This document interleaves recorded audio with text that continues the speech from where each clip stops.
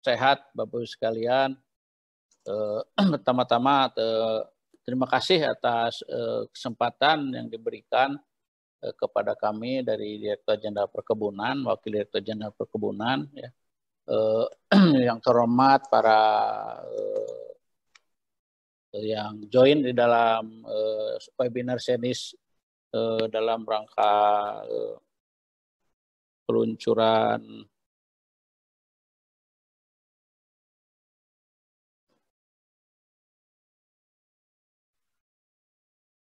ekosistem. Ya, mengenai GIS sistem ya, saya juga mohon maaf tidak bisa mengikuti dari awal karena kami juga baru kembali kemarin dari Jember, ada undangan dari Kementerian Hukam mengenai sertifikasi finalisasi ya, harmonisasi mengenai permentan tentang ISPO. Jadi memang masih ada terkait juga tentu dengan masih ada relevansinya dengan zooming pada hari ini.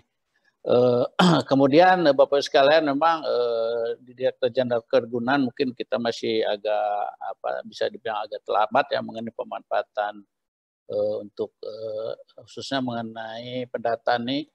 Tadi terima kasih Bu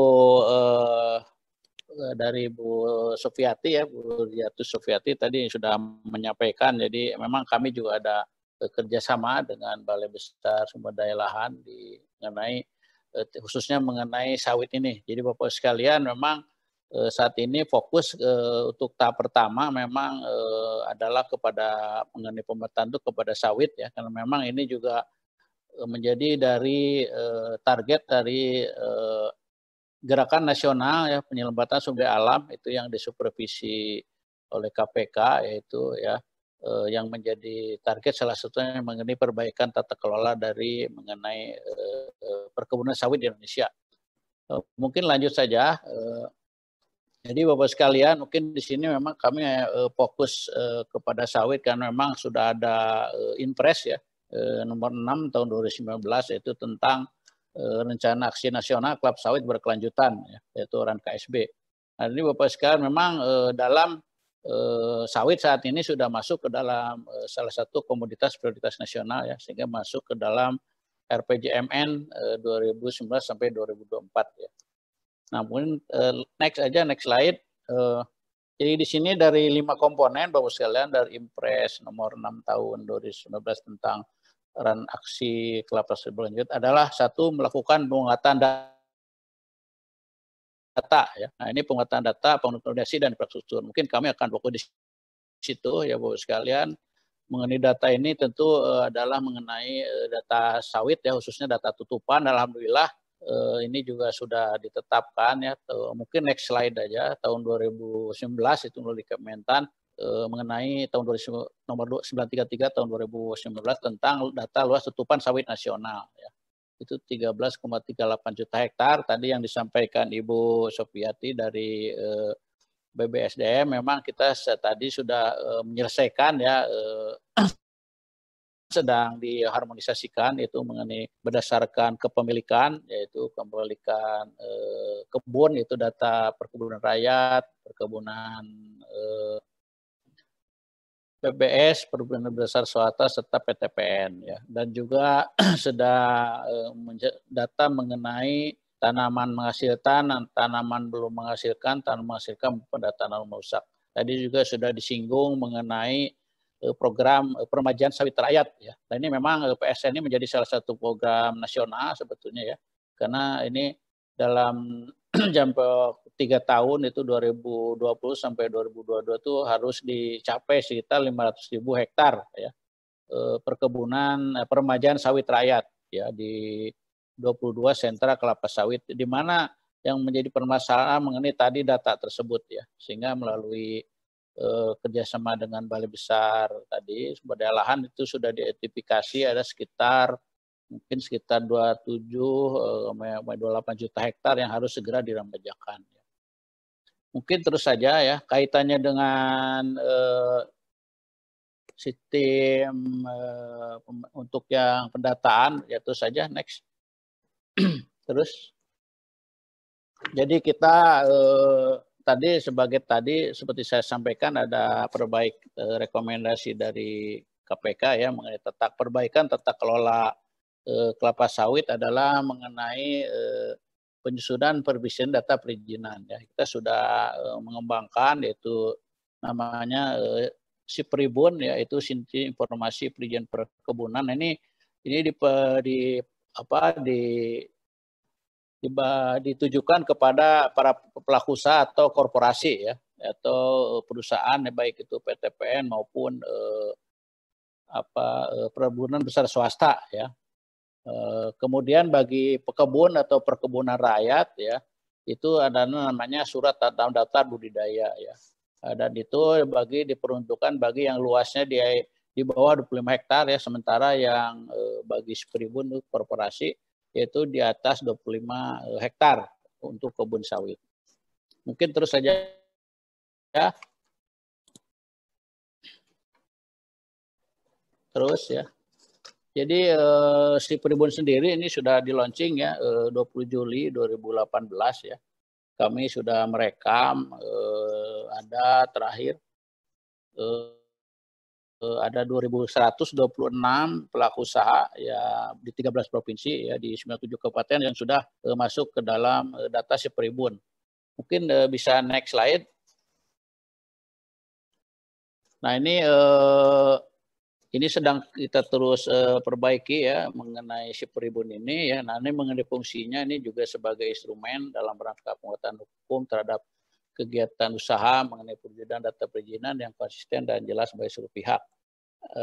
Kemudian adanya tumpang tindih, nah ini juga saya kira ini juga menjadi bagian dari Impres nomor 8 ya tahun 2018 yang dikenal dengan moratorium evaluasi perizinan ya.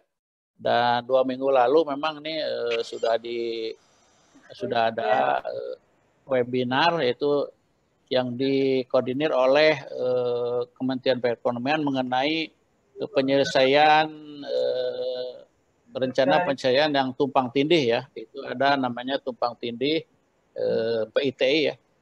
Peta indikatif tumpang tindih lahan. Ya itu memang ini hal-hal yang harus perlu diselesaikan karena misalkan untuk data spasial ya diperkirakan ada 3,4 juta hektar ya, dari luas tutupan yang 13,38 juta hektar ini yang tumpak tindih dengan kawasan ya, kawasan hutan baik itu hutan lindung, konservasi, hutan produksi maupun dan konversi yang hutan produksi yang bisa dikonversi. Nah, ini menjadi nanti ini menjadi harus diselesaikan ya tipologinya karena ini menyangkut aspek legalitas dari perkebunan tersebut, baik itu perkebunan swasta, PTPN maupun perkebunan milik petani, pekebun ya, yang di bawah 2 hektar. Karena ini dengan adanya Perpres ya nomor 44 tahun 2020 tentang ISPO Bapak sekalian ya, ini sudah menjadi kewajiban bagi pekebun bagi korporasi untuk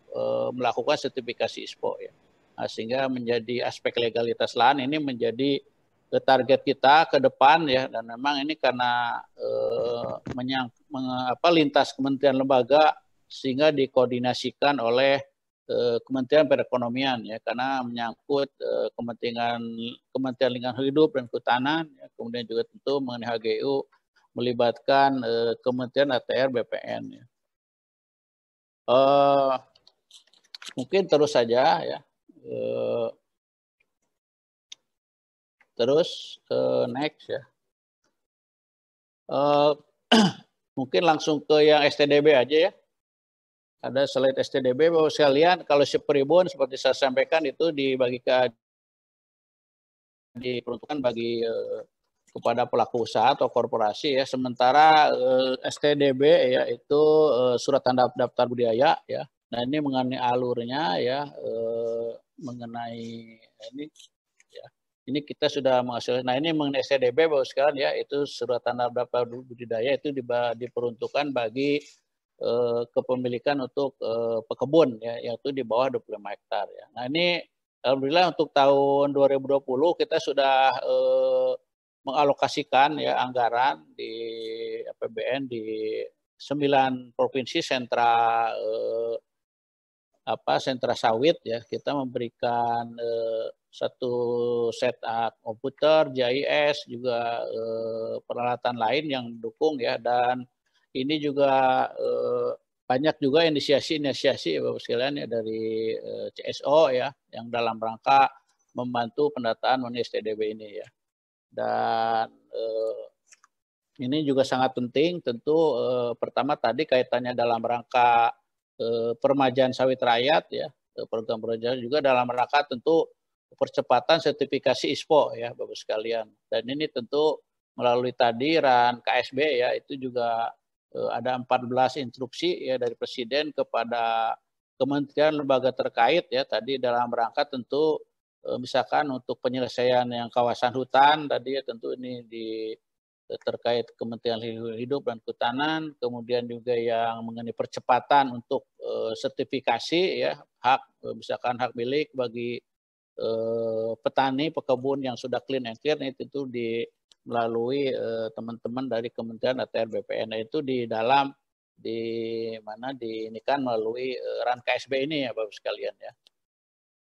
Dan juga tentu melibatkan dari Kementerian Dalam Negeri ya dalam hal ini, karena tadi dengan sudah diputuskan sawit sebagai komoditas prioritas ya, tentu maka dari Kementerian Dalam Negeri ya, dalam ini Direktur Jenderal Pembangunan Daerah ikut memonitor ya terkait usulan dari penganggaran dari sentra-sentra baik itu provinsi maupun kabupaten yang sebagai penghasil sawit, untuk mengingatkan tadi untuk perlunya mengawal Impres nomor 8 tahun 2019 ya tentang Rencana Aksi Nasional Kelapa Sawit Berkelanjutan.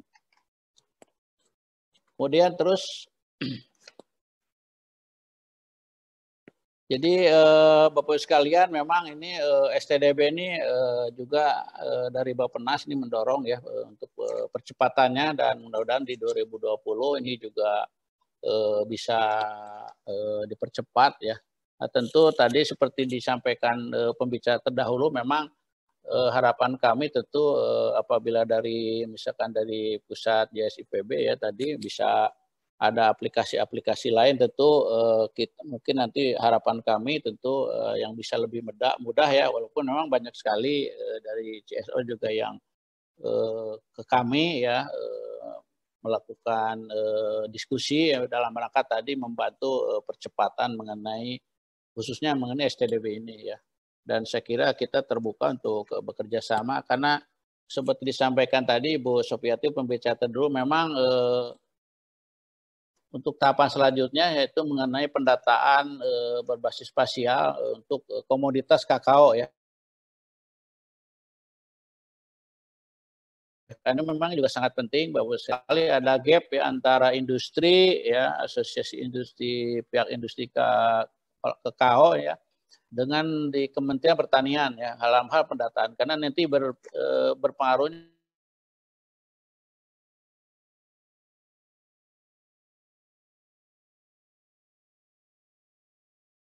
kepada kebijakan politik. Data tutupan kan sudah ada satu data tadi ya, walaupun memang dengan BPS masih sedang diharmonisasikan ya, karena nanti yang secara resmi data ini akan dipublish oleh BPS.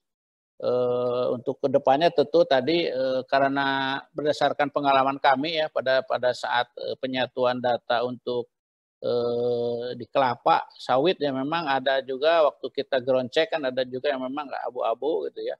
Begitu dicek memang di situ bukannya sawit tetapi kelapa ya, atau mungkin ada di situ pohon aren gitu ya, karena memang dari segi karakteristik komoditasnya mirip. Nah ini mungkin yang menjadi masalah lagi nanti tadi seperti disampaikan Pak Ceru mengenai untuk bagaimana, karena yang prioritas berikut adalah mengenai pendataan untuk untuk kakao. Nah ini menjadi prioritas kedua, kemudian juga kopi, dan memang secara bertahap tentu kita juga akan pendekatannya nanti pendataan berbasis spasial ya. Dan ini tentu apabila dari IPB University memang sudah mengembangkan, tentu sesuatu yang mengembirakan bagi kami ya. Mungkin itu sementara yang bisa kami sampaikan sementara. Wassalamualaikum warahmatullahi wabarakatuh.